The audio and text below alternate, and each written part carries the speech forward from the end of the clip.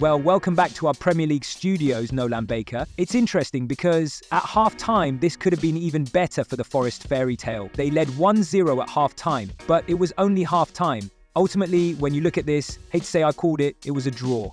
What is your take? Is this a successful night for both teams, or maybe still a bit disappointing for Liverpool? A little bit disappointing for Liverpool, given the differences in the second half. The second half was very different, and they made it different, and fair play. Stephen talked about an increased tempo needed. We definitely saw that. They absolutely asked so many questions of Nottingham Forest. I looked at them midway through the second half and they looked so tired, so ragged. Not quite so, bank of four. You know, it looked a little less compact. I mean, they run themselves into the ground and you're seeing the scenes there and the fans cheering and appreciating what this team has done, what the manager's done, based on basically how much they care and how much they're running their socks off, every single player, to try and keep this run going. Liverpool can freshen it up with quality players off the bench, which they did. There was more freshness again, more kind of differences in the way that they attacked. They will feel they should have won it, but fair play to Forest. The goalkeeper, again, had a really big game. I mean, you called it a Jota. He came on as a substitute in the 66th minute. 22 seconds later, he scores a goal. There's something about, I'm sure he's the smallest guy in the box, the set pieces. He gets right in between, and he's done that before, by the way, and scores a header, to your point. But there's something about having that talent on the bench that you know you can bring on, to your point, to keep them fresh. If you're Nottingham Forest, what are your emotions after this game?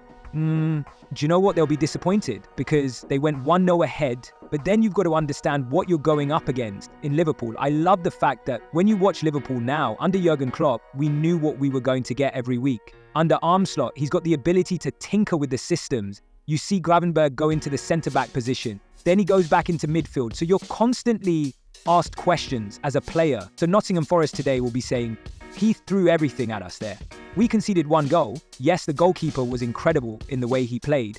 But there'll be a sense that what could have been. However, it's still a brilliant result for them. What could have been?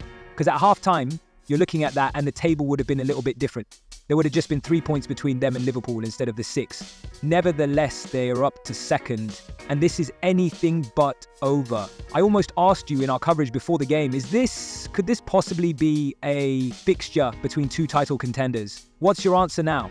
Well, I think when you look at the league table right now, they are in a position that deserves respect. And you've got to say they're in the race because they're right there. They're in second place right now. There's a long way to go.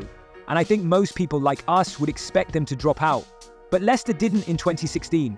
If they'd have won today, then maybe they'd think more special things are happening. But that's a difficult game. As Stephen says, Liverpool found a way to throw so much at them. They just couldn't. There's the smallest guy from the set-piece, the most least expected way of Liverpool to score in that goal. That's what happened in the game. They might be disappointed for us, but even so, that's still a great performance from them. But just quickly, haven't you been expecting them to drop out for a while, and that's just not happening? That's right. Yeah, that's right. And that's why I won't rule them out. They're not in a race and they can't win it. I won't say that. They're in the race. Yeah, they're in the race.